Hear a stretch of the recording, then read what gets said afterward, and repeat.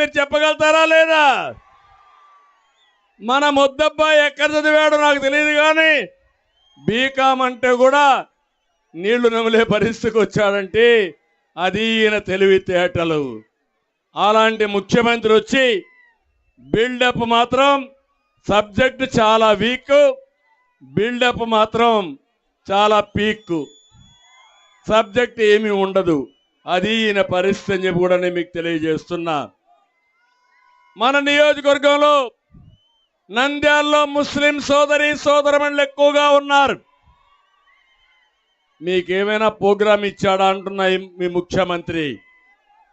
సాక్షి టీవీకి, సాక్షి పేపర్కి 1000 కోట్ల రూపాయలు ఇచ్చిన ఈ ముఖ్యమంత్రి మైనారిటీలకు ముఖ్యమైన ప్రోగ్రాముల్ని రంజాన్ తోఫా కానీ, అదే మరిగా దుకాన్ మకాన్ కానీ, దుల్హాన్ కానీ అన్ని రద్దు చేసే పరిస్థితికి వచ్చాడు.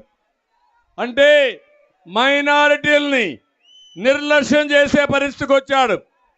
ఈయన కావాలని కొంతమందిని సలహాదారులు పెట్టుకున్నాడు, వాళ్లకు 100 కోట్ల రూపాయలు ఖర్చు పెడుతున్నాడు.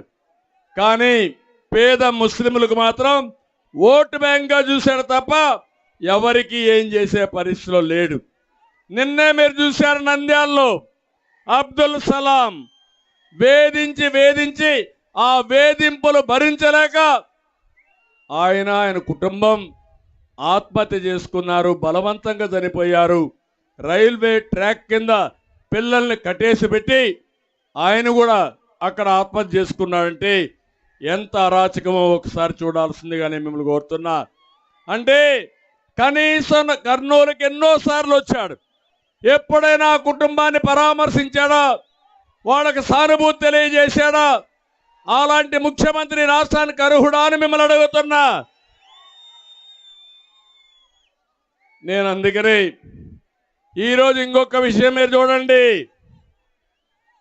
ఈయన అంటున్నాడు, నిన్న కూడా చెప్పాడు, ఒకప్పుడు అన్నాడు వైకాంట్ 175 అన్నాడు.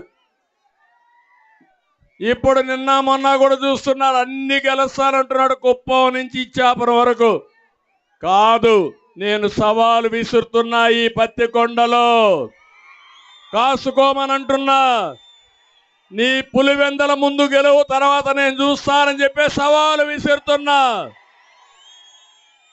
తమ్ముళ్ళు, నేను ఎప్పుడూ చూడలేదు రాజకీయాల్లో, 45 ఏళ్లుగా చూస్తున్నా. 45 ఏళ్ళలో ఏ రాజకీయ పార్టీ కూడా ఎన్నికలు వచ్చినప్పుడు హుషారుగా ఉంటారు,